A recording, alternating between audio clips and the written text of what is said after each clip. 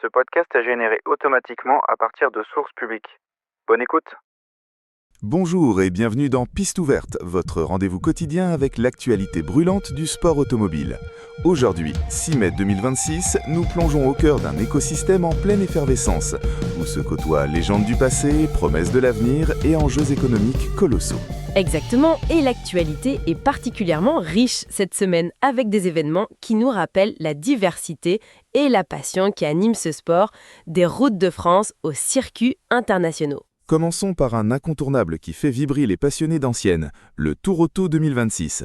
Ce mercredi, l'événement spectaculaire avec ses 230 voitures de légende traverse les Cévennes, un véritable musée roulant sur des routes mythiques. C'est une tradition qui se perpétue et les premiers retours sont déjà là.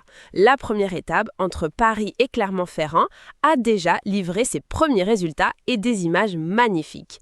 Le Tour Auto, c'est bien plus qu'une simple course, c'est une célébration du patrimoine automobile. Absolument. Et le parcours ne s'arrête pas là. Après les Cévennes, direction le sud-ouest pour les prochaines étapes de ce rallye historique. C'est une logistique impressionnante pour orchestrer un tel événement à travers la France, mobilisant des équipes, des bénévoles et des forces de l'ordre sur des centaines de kilomètres. C'est fascinant de voir comment ces voitures, parfois centenaires, continuent de rouler et d'offrir un spectacle aussi intense. Le Tour Auto est un pont entre les générations, attirant aussi bien les nostalgiques que les jeunes curieux. C'est aussi une démonstration de la robustesse et de l'ingénierie d'une époque. Pensez aux défis techniques de maintenir ces machines en état de compétition sur des étapes aussi exigeantes. Historiquement, le Tour Auto, ou Tour de France automobile, a vu le jour en 1992 dans sa version moderne, mais ses racines remontent à 1895, avec une interruption notable entre 1986 et 1992. Il a toujours été un test d'endurance et de vitesse. Et cette passion pour le sport automobile ne se limite pas aux grands événements nationaux. Elle s'incarne aussi dans les courses régionales, souvent moins médiatisées, mais tout aussi vitales pour le tissu local du sport auto. En effet, dans la Manche, par exemple, les Tours d'Ebeuk-Revon sont une course très attendue par les amateurs. C'est le genre d'événement qui rassemble les communautés locales autour d'une passion commune, offrant une plateforme pour les pilotes amateurs et semi-professionnels. C'est là que bat le cœur du sport auto pour beaucoup. Loin des paillettes, on trouve l'essence même de la compétition, la recherche de performance, la camaraderie et l'adrénaline. De la même manière, la première Paolina historique Moutori en Corse marque l'émergence de nouvelles épreuves historiques régionales. C'est une excellente nouvelle pour la vitalité du sport sur l'île. Tout à fait. Et l'Assa Morvan en Bourgogne nous rappelle l'exigence de précision dans ces compétitions, même à l'échelle locale. Être flashé au millième de seconde, c'est la preuve que la rigueur technique est universelle, que l'on soit en Formule 1 ou sur une course de côte régionale. Ces événements sont les fondations sur lesquelles repose toute la pyramide du sport automobile. Et parlons de cette pyramide, Michel, parce que si la base est solide, l'ascension est-elle semée d'embûches, notamment pour les jeunes talents. On apprend qu'un jeune pilote nivernais, après le karting, vise un volant de monoplace, mais il insiste sur la nécessité d'avoir de bons résultats pour décrocher des bourses. C'est une réalité brutale. Le sport automobile est l'un des sports les plus coûteux. Les bourses et les soutiens financiers sont absolument cruciaux. Un pilote talentueux sans le budget nécessaire voit souvent sa carrière stopper net.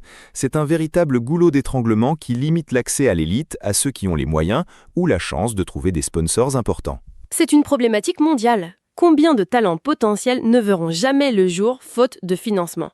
Le passage du karting à la monoplace est un saut financier gigantesque. On parle de dizaines, voire de centaines de milliers d'euros pour une saison en Formule 4 ou Formule régionale.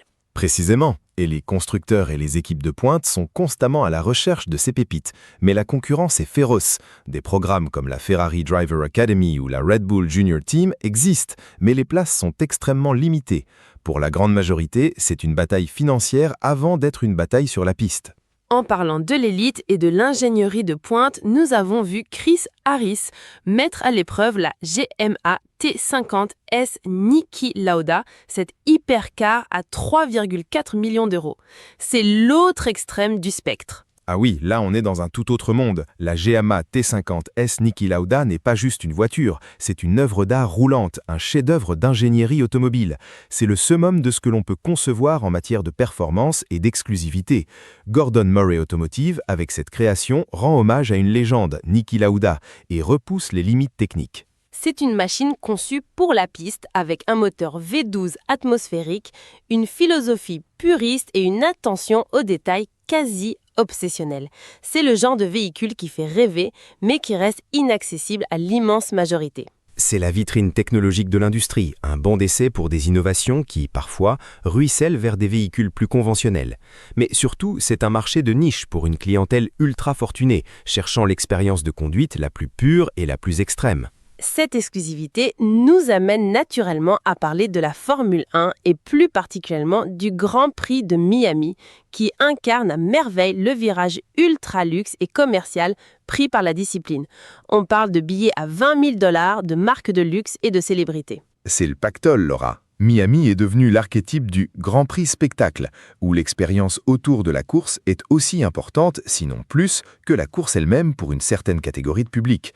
Liberty Media, le propriétaire de la F1 depuis 2017, a brillamment orchestré cette transformation, en ciblant le marché américain et en créant un événement glamour et exclusif. 20 000 $ pour un billet, c'est une somme astronomique pour assister à un événement sportif. Cela montre à quel point la F1 est devenue un produit de luxe, une plateforme de marketing pour les marques les plus prestigieuses.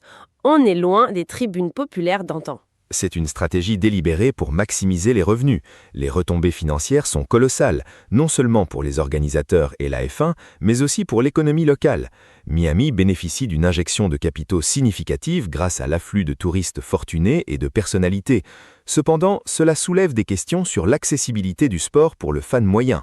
C'est le revers de la médaille. La F1 est devenue une marque globale, attirant des investissements massifs, mais risquant de s'éloigner de sa base de fans traditionnelle. C'est un équilibre délicat à trouver. Et pourtant, malgré cette course à l'opulence, le sport automobile n'oublie pas ses racines et son histoire. Le nouveau musée du sport automobile M24, avant son ouverture, a déjà accueilli les reines de la piste en images. C'est une excellente nouvelle pour les passionnés. Un musée dédié, c'est la reconnaissance de la richesse de notre patrimoine automobile.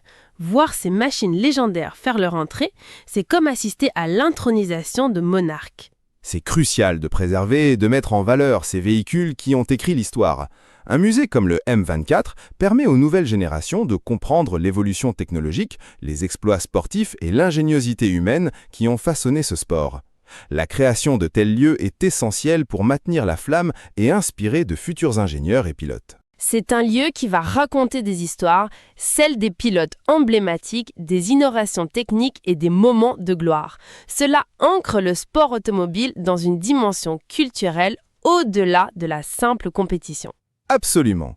Du jeune pilote nivernais cherchant des bourses pour financer son rêve, aux hypercars à plusieurs millions, en passant par les courses régionales pleines de passion, le Tour auto historique et les grands prix de F1 transformés en expériences de luxe, sans oublier les musées qui célèbrent notre héritage, le sport automobile en 2026 est un monde aux multiples facettes.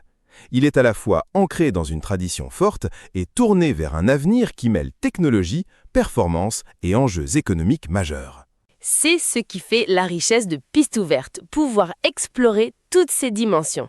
Une chose est sûre, le sport automobile continue de nous faire rêver, de nous surprendre et de nous tenir en laine. Et c'est sur cette note que nous terminons cet épisode de Piste Ouverte. Merci de nous avoir écoutés. Rendez-vous très bientôt pour de nouvelles analyses incisives. À très vite sur les pistes.